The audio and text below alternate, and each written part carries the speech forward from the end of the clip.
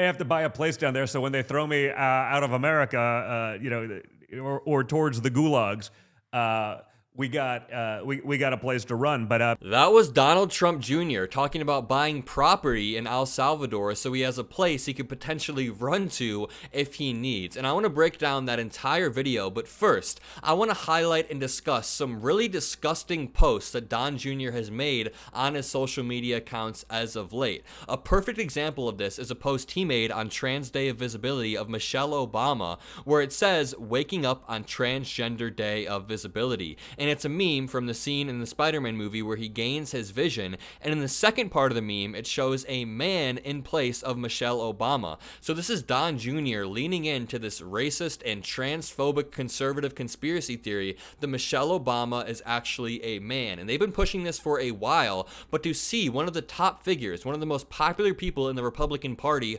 openly pushing this conspiracy theory is honestly disgusting. But that's only the tip of the iceberg. Just yesterday, he posted a photo of George Floyd and said, "Democrats," and he was quoting Democrats saying, "I don't know how you can support a convicted felon." But I don't even know where to begin with dissecting this picture. There's just so much wrong here. I guess we can start with the fact that George Floyd was never the nominee for any sort of party. He was never at the top of the ticket for the Democrats, whereas Donald Trump is the presumptive GOP nominee and will likely be at the top of the Republican ticket come November. So holding George Floyd and Donald Trump to the same standards doesn't make any sense whatsoever and is not very helpful at all. This is not a helpful comparison. But I guess to build on that point, Democrats weren't worshiping or supporting George Floyd and his personal ambitions. He was just a prime example of this broader pattern we see in America with the criminal justice system, where Black Americans are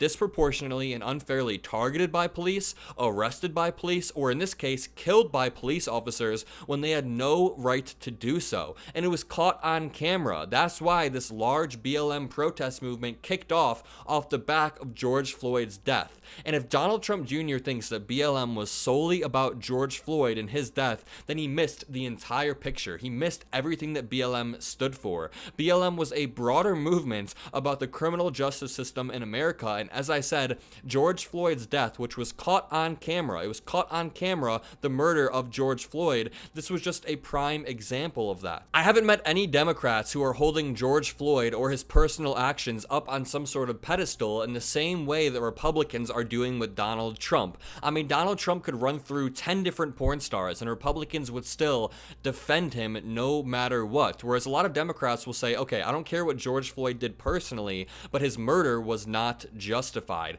To build on top of all of these points, it is a totally fair criticism to say, why are you guys voting for a convicted felon? We don't want a convicted felon to have access to the nuclear codes. We don't want a convicted felon in charge of our diplomatic relations with other countries. It is a totally justifiable criticism that Donald Trump Jr. is trying to water down or obfuscate by bringing up George Floyd for one reason or another. I could spend all day breaking down that post and how stupid it is, but let's move on to something Don Jr. posted today. He posted a photo of himself mid-interview and said, "My father and Trump Republicans are pro-family," in all caps. "Trump will always protect IVF access," which, number one, we don't know that for sure because Trump's position has always been this wishy-washy take of let's leave it up to the states, which in a roundabout way leaves each state open to taking the most extreme measure. Look at what happens when you leave it up to the states in Arizona. Arizona reverted back to a law from 1864, and stuff like that could happen in red states all across the country. But also, this idea that Trump Republicans and Donald Trump himself are pro-family is absolutely laughable. I mean, Donald Trump cheated on his wife with a porn star after his wife just gave birth, and then hid that from his wife, and reportedly cheated multiple other times. I mean, not reportedly, we know for a fact Donald Trump has cheated on Melania multiple times. So Donald Trump being this beacon of morality or a shining light of what a family man should look like is absolutely laughable. When you have Joe Biden right there, President Biden is a great family man who has been through loss. He goes to church all the time. He is everything that conservative Christians wish Donald Trump was. But here's this clip of Don Jr. talking about potentially buying property in El Salvador and fleeing if things hit the fan. Hey, place I was, ironically, you call it a third world country. Guess what? It looked nicer than a lot of our cities. That's what was perhaps like the biggest takeaway. You're like, I was like, hey man, we're going to El Salvador. This is a place, pretty crazy crime rate in the past, yada yada. Yeah, we had a pretty awesome detail that was taking care of us and everything like that. But like you look around, it looked incredible. We had dinners. We had like 3 meals in restaurants there that rivaled, literally would have been as good as any meal I have in Miami or New York or like one of these cities.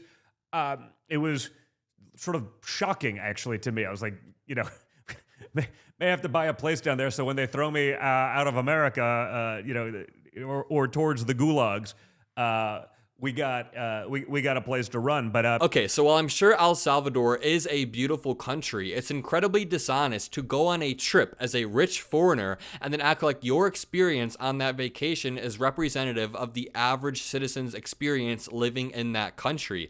Don Jr. also compares El Salvador to blue cities and says that blue cities are filled with more crime, but that tells me that he probably doesn't find himself in blue cities very often. I mean, I know he's in New York a lot, but how many times has he been mugged or accosted in New York? I'm assuming 0. It's not like you just walk into Chicago and you're immediately having gunfire ring over your head. I live in Chicago. It's not like that whatsoever. But Don Jr. and other Republicans have collectively gaslit themselves into thinking that every single blue city is some sort of war zone. And then he goes on a trip to El Salvador as a rich foreigner, as a rich person, and acts like, oh, this country is so beautiful and peaceful and perfect, which we all know that El Salvador has its own flaws as well. Don Jr. then implied that it may come to a point where he'll need to run or flee from America to El Salvador because he'll be thrown in some sort of prison or gulag. And again, this is just absolutely laughable. Donald Trump is held accountable for his actions for the first time in his miserable life,